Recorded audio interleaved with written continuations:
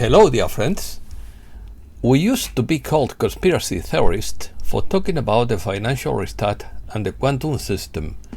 But now, some banks are talking about it, although others neither know nor answer.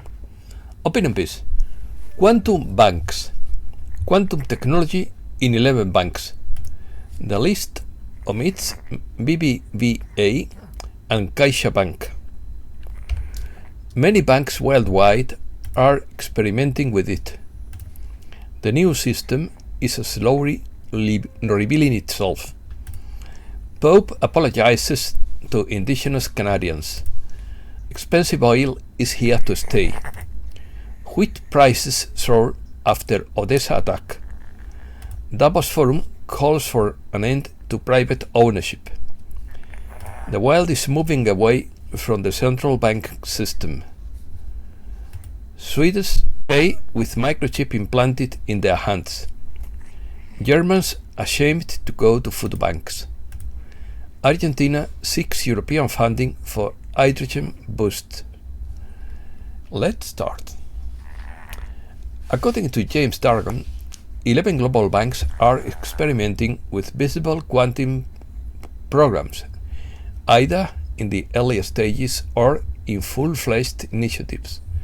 They range from the US, Canada, the UK to Japan. Chinese banks have not been included. The list is exhaustive and doesn't cover the full range of activities taking place this summer 2022. Still, if the banking sector is as dynamic as the quantum computing landscape seems to be, we are sure there will be another dozen banks that will have a quantum program by the time this is published. The list omits Spain's BBVA, which is working on 6 lines of research to explore the advantages of applying quantum computing to the financial sector. BBVA is exploring through several lines of research how quantum computing technologies could provide an advantage over traditional tools in different financial use cases. The list also omits CaixaBank, which is developing the first risk classification model in Spanish banking using quantum computing. CaixaBank became the first bank in Spain and one of the first in the world to incorporate quantum computing into its innovation activity. The bank is making progress in its strategy of preparing for quantum supremacy and is developing a machine learning algorithm for classifying customers according to credit risk. There are many rumors now that currency revaluation is on the way. We all want this big change, but is everything ready for it? For it to happen, everything has to be ready, from financial systems to governments preparing for massive infrastructure development to other organizations, all ready to receive and deploy large resources. New system. In the wonderful world of quantum technologies, quantum algorithms can be applied to problems in value at risk, calculations and portfolio volatility optimization. On the other hand, quantum technologies have the potential to threaten the existing modus operandi of banks with respect to security issues. Aware of this, banks worldwide are planning a scenario with quantum security protocols, etc. The new financial system is slowly being revealed behind the scenes. Holly Celiano has contact with some insiders who confirmed to her that this new quantum financial system exists and has already replaced the old system in secondary banking, but has not yet been publicly announced in primary banking. Moreover, all new currency would be based on active assets or backed by precious metals, and the different currencies of all countries in the world would have the same value. An amazing new world lies ahead, with visible signs of these miraculous changes. Perhaps it will end this year 2022, but this process could be slow and complicated. The Shadow report speaks of arrests of elite bankers who have been trying to stop the QFS quantum financial system and who are printing the new dollars in preparation for the exchanges. Investors are advised to have their humanitarian projects ready, as all of this can happen very fast or very slow.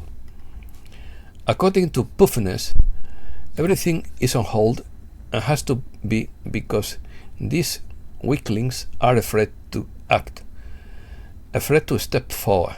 Their hands are dirty. All that will come out when the time is right. Be of good cheer. The world is not going to go wrong. A list of banks.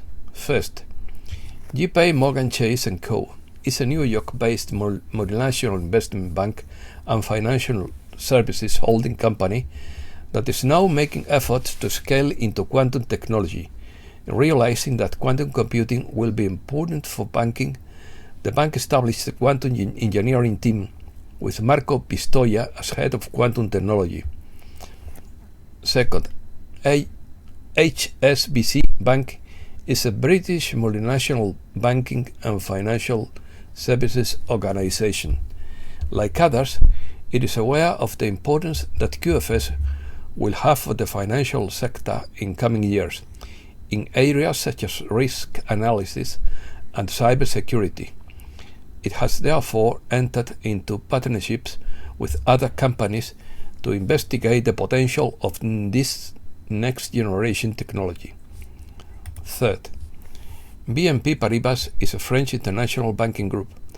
The bank's foray into quantum technology is its involvement through its venture capital division in several funds, and it will look to delve deeper into the technology sooner rather than later.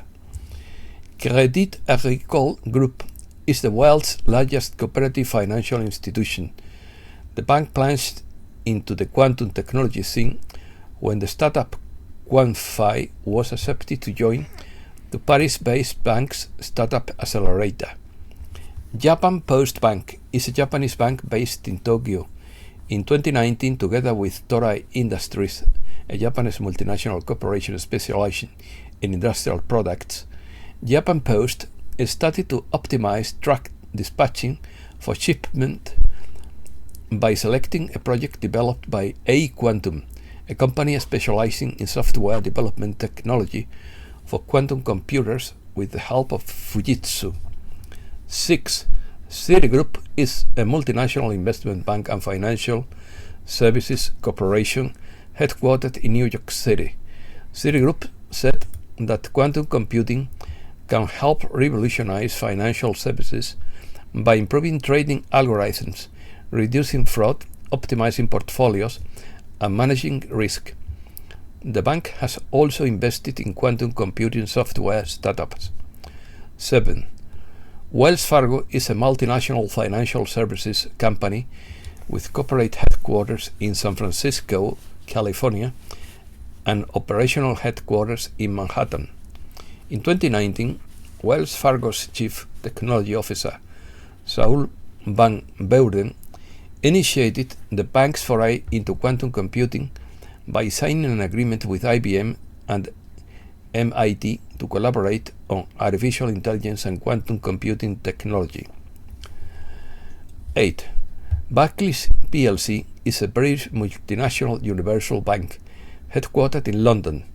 Their journey into quantum computing began in 2017. After spending a long period of time learning about the technology until they felt confident in it, Barclays came to the conclusion that the potential of quantum computing was so great that we should commit to an initial research and development program. 9.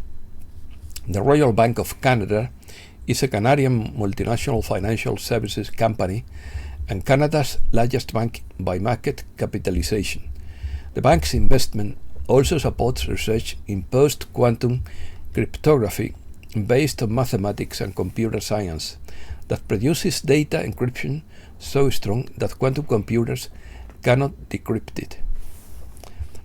10. ING Group is a Dutch multinational banking and financial services corporation headquartered in Amsterdam. Last year, ING, together with Dutch banks ABN, AMRO and Rabobank, began exploring quantum technology by stress testing potential use cases. 11. Goldman Sachs Group Inc. is a multinational investment bank and financial services firm headquartered in New York City. The bank has been working with Silicon Valley startup QCOR for some years to investigate the use of quantum algorithms in finance. Much is expected. A momentous event such as the shutdown of the power grid by solar flare, the resignation of the president, a nuclear threat or a declaration of war would trigger a military takeover of governments around the world. A major crisis looming with the collapse of the markets. Millions of people are already pulling their money out of the stock markets around the world. Sanctions created a shockwave through banking systems and global corporations that move food, goods, supplies, money markets between Russia, China, the US, the European Union, Canada, and South America. Change is on the way, but it is not being reported in the media. People would be blinded by the cyber attacks of the century that would block global supply chains. A momentous event was expected to occur that would invoke the great mass revelation at some point. That action would likely invoke martial law around the world, along with the launch of the emergency broadcast system and a 10-day blockade of the global economy, while an 8-hour 24/7 documentary would be broadcast to inform the general public about the reasons for the mass arrests around the world. The purpose would be to maintain order until valid elections could be held in each country based on the basic human rights to life, liberty, and the pursuit of happiness. Supply crisis. Expensive oil is here to stay in a climate of geopolitical risks. Heat wave hits farms, stressing crops and livestock herds. 8 stations are set up all over Germany. People come to St. Jacob's Church in central Berlin for a free meal. The consequences of the sanctions against Russia have hit Germans hard. The people who do not have enough money to buy food are no longer only low-income Germans, but also middle-class families and many young people. They wait in line from 7 a.m. to 2 p.m. to receive a free food parcel. Refugees from Ukraine, almost a third of the total, have become an additional burden. The standard food package includes watermelons, pineapples, cucumbers, tomatoes, bread, and sometimes dairy products. Germans are ashamed to go to the food banks now, but in the current circumstances, the country's authorities offer them no other solution. Protests. The Davos Forum continues to push its agenda of driving people away from food and making them eat insects. Canada is now doing what the Dutch have done. They are trying to ruin the farmers, and the people are rising up. The world is moving away from the central banking system. Why interfere with an enemy while they are destroying themselves? Once this truth is known, the next phase of the plan begins. In Toronto, Canada, protesters chant, "No farmers, no food," in front of the Dutch consulate in solidarity with Dutch farmers. In Barcelona, there was also a demonstration in support of Dutch farmers. In Malaysia, demonstration against the government because of price increases. White Hat intelligence. The movement to replace and renew the United Nations, the World Bank, the BIS, the BIS, the IMF, etc., is backed by an international boycott to the G7 group of countries. The G7 now controls only 31% of the world's GDP and 11% of the world's population, and this means they would lose the hybrid war currently being waged against them. Saudi Arabia, Argentina, and Indonesia have applied to join the BRICS. This will be supported by an energy and economic boycott, which in a few months would bring the economies of the G7 countries to a near standstill. Europe is already cut off from Russian gas. Oil and gas supplies from Libya and Algeria have also been stopped or reduced. This came at a time when half of France's nuclear power plants were shut down due to mysterious problems. Green Dragon Society sources say the next step would be to halt oil production from the Middle East. The US is also cut off from international oil markets and would deplete its strategic oil reserves by the end of the year. Now Japan is the next target after Russia began nationalizing the Sakhalin-2 gas project, which provides 10% of Japan's gas needs. This gas would soon be turned off. Then disruptions in Middle Eastern oil supplies this autumn would bring the Japanese economy as well as the economies of other G7 colonies to a halt. That is why the G7 will have no choice but to try to reach a peace deal with the rest of the world at the G20 meeting in Indonesia this week. Reset news. SpaceX continues to complete its Starlink internet network with 53 stations just launched into space. Pope apologizes to indigenous Canadians. Bitcoin moves with an eye on $27,000 resistance. Black August. Prepare for chaos. Black August is coming.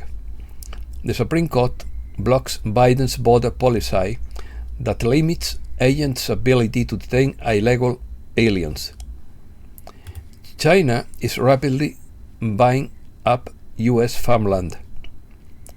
Davos Forum calls for an end to private car ownership. The Economic Forum is calling for an end to private car ownership in the name of saving the world from climate change by reducing the need for green technological resources. It adds that people should not only give up ownership of everything from cars to smartphones, but that technologies and civilization should be redesigned to facilitate this transition. People now pay with microchips in their hand.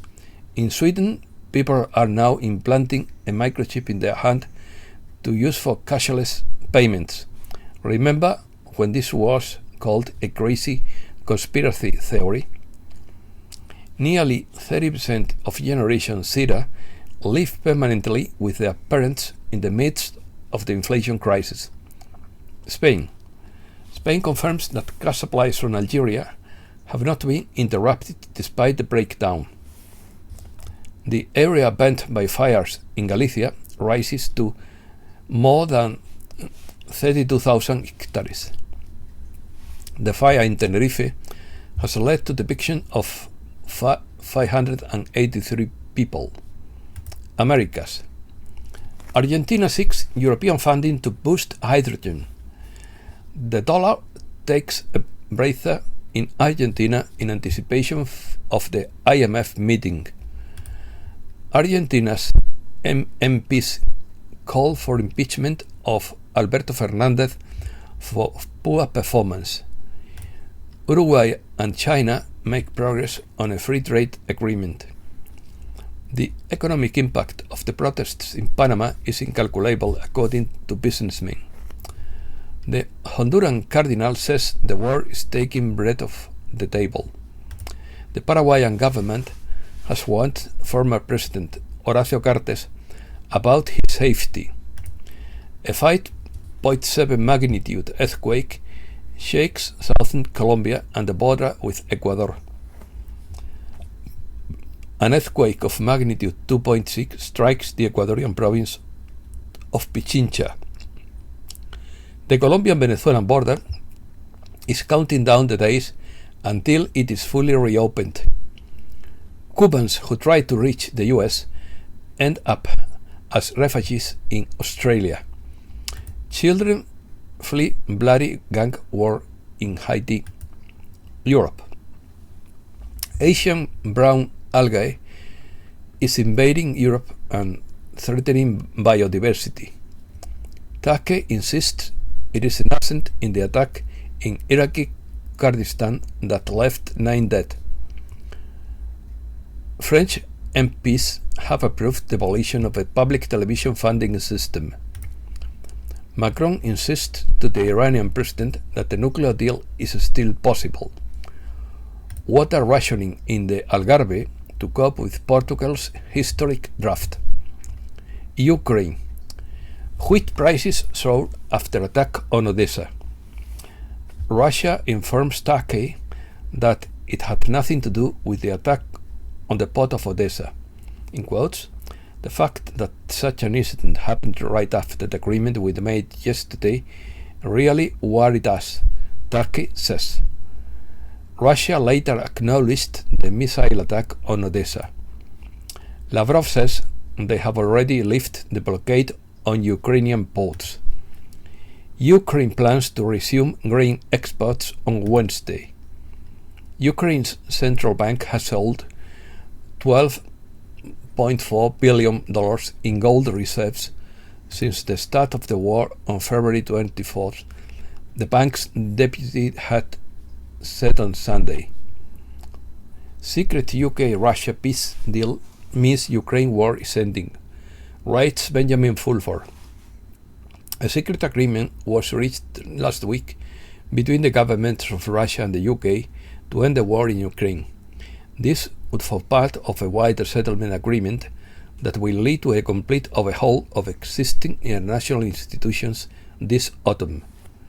In any case, another sign that something fundamental has changed is that Russia has resumed gas deliveries to Germany via the Nord Stream 1 pipeline after a 10-day maintenance pause. However, Russia will cut 80% of the gas it sends to Germany as of Wednesday. The other big sign that something fundamental has changed was this news. Ukrainian and Russian representatives signed an agreement on Friday to resume grain exports at a meeting brokered in the United Nations by the United Nations, as fear grew of a food crisis triggered by rising commodity prices. The agreement reached in Istanbul during a four-way meeting, also involving the United Nations and Turkey, will ensure safe sea routes after passage through the Black Sea was blocked due to Russia's invasion of Ukraine. In these circumstances, MI6 chief Richard Moore made a rare public appearance at a security conference in Aspen, Colorado, where he hinted that a temporary ceasefire agreement had been reached in Ukraine. Thousands of Ukrainians returned to Donetsk despite the danger of being attacked by Russian forces. Africa. Protests in Congo against the United Nations mission. They accuse the mission's soldiers of inaction in fulfilling their mandate to protect civilians and stabilize the east of the country, a region ravaged by armed violence for a quarter of a century. Lavrov embarks on a tour of Africa in search of support for Russia. The United Nations condemns an attack in Yemen, with days to go before the truce expires. Nearly 180 soldiers and rebels killed in Al-Sahab attack in Ethiopia. Kuwait's Emir appoints his eldest son as Prime Minister. And that's all for today. Thanks a lot, dear friends.